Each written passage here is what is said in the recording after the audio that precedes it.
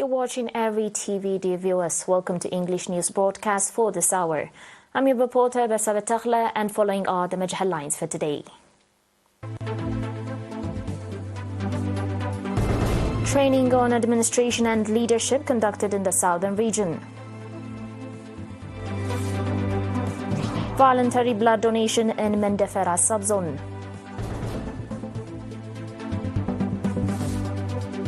Gunmen kill 14 and kidnap 60 people in northern Nigeria. And Chile raises the alert level for the Eritrea volcano to orange. On your local reports, the Southern Region Administration, in cooperation with the Eritrean Center for Organizational Excellence, organized training program to 63 staff members from the central office and from the 12 subzones in the region. This is in administration and leadership.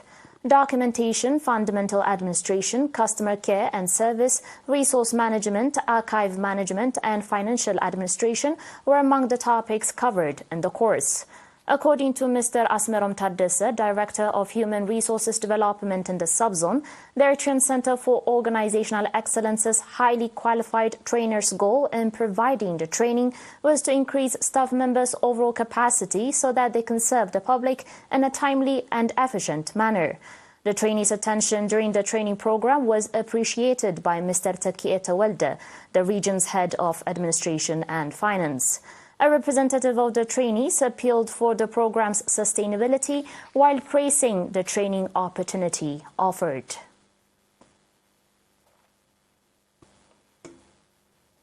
In collaboration with the National Association of Voluntary Blood Donors and the National Blood Transfusion Service, a voluntary blood donation program was seen in the city of Mendefera. 84 units of blood have been collected at the program on September 23rd, with the subject Save Lives with Renewable Blood.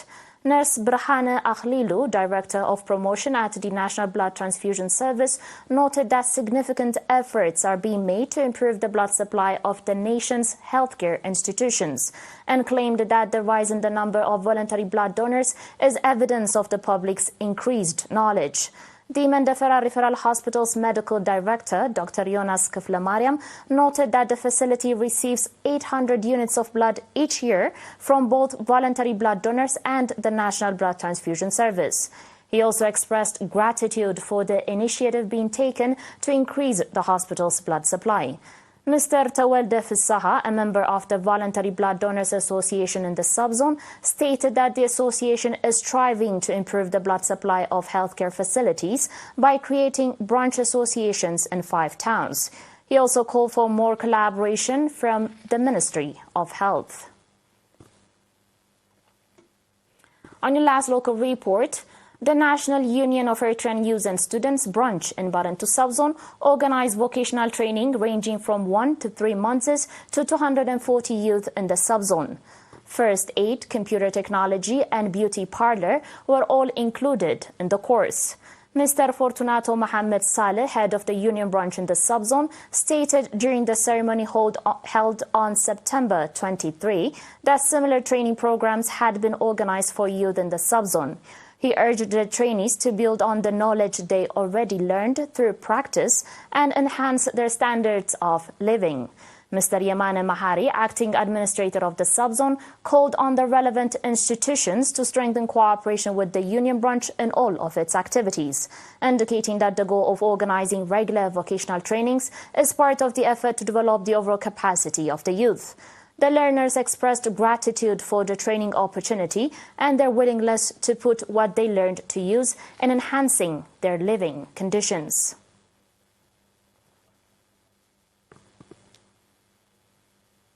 Dear viewers, do stay tuned for your international reports and more after the short break.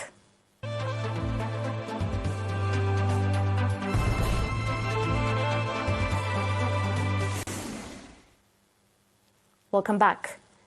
Gunmen in Nigeria killed 8 people on Sunday and abducted at least 60 others in 2 communities of northwest Zamfara state. Residents and local traditional leaders said 2 days after armed men kidnapped dozens from a university in the same state.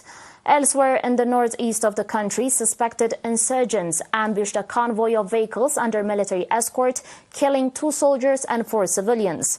This is according to a police source and a civilian witness.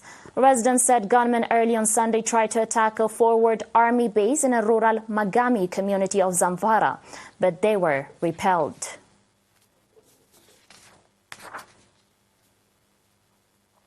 On today's final report, the authorities in Chile have raised the alert level for the Villarrica volcano to orange after they registered a gradual increase in its activity. Villarrica is one of the most active volcanoes in South America. The 2,847-meter-high volcano last erupted in 2015. According to officials, some 30 families who live in a radius of 8 kilometers from the crater will be evacuated and access to the area will be blocked. Schools in the nearby towns of Pucón and Villarrica will close for about 5 days from Monday, and students will be taught online. The Strato volcano, which is located 750 kilometers south of the capital, has been active for about 650,000 years. There have been close to 50 eruptions since the 16th century. Dear viewers, you're still watching us on ERi-TV, and now a very quick recap of the major headlines.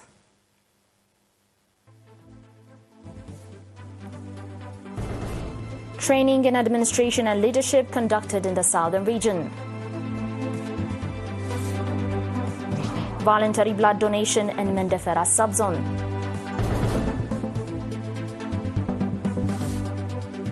Gunmen kill 14 and kidnap 60 people in northern Nigeria.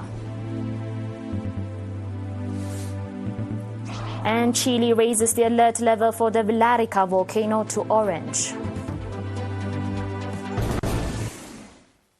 Dear viewers, that was it for today. Thanks for watching and have a good one.